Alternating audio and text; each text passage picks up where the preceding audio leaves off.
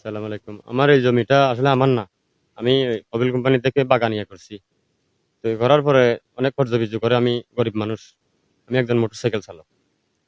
যে ফসল আমার অনেক সুন্দর হয়েছিল। আমি বহু কর্য-বির্য করে এই চাষটা করছিলাম। করার পরে হঠাৎ করে আমি ঈদের পরে আসি দেখতেছি যে আমার এই জমিনটা ঝলসে যাইতেছে।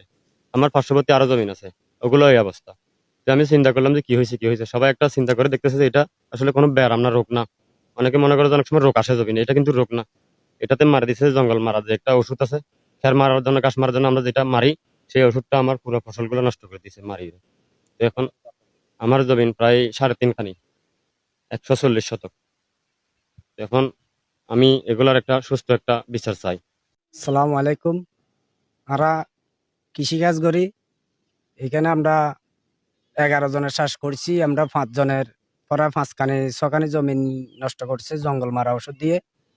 আমরা এখন খেতে পারতেছি না, চলতে পারতেছি না। আমরা বিভিন্ন টেনশনে আছি। ওই জঙ্গল মারার ওষুধ দিয়ে যান জ্বালা ফেলতেছে।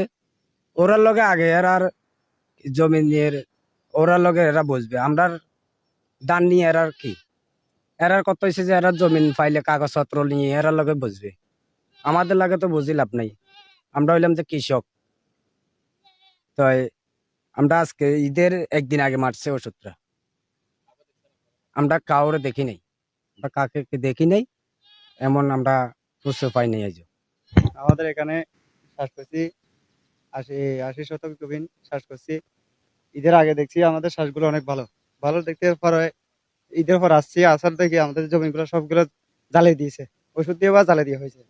যদি রোদ হতো তাহলে এরকম চলতো না, কারণ জমিনে পানি আছে, এখানে এগুলো কোনোদিন চলবে না। এগুলা জ্বলছে যে একমাত্র ওষুধের কারণে। আসসালামু আলাইকুম। আমার বাড়ি হলো ফটিকছড়ি ৩ নং ইউনিয়ন ২ নং ওয়ার্ডের হাঁপানিয়া বক্তারখিল। আমার খামার বাড়ি রাজারছোলা।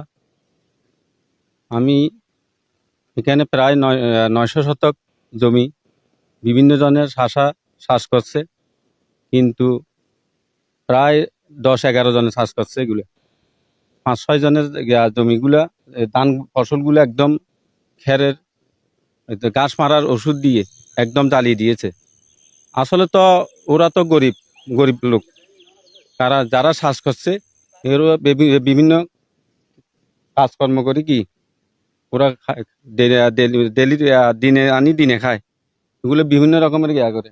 কিন্তু এরা যেগুলো ঘনিষ্ঠ মানুষ দিয়ে রাতের অন্ধকারে ওষুধ মেরে দিছে, গাছ মারার ওষুধ। এগুলো তো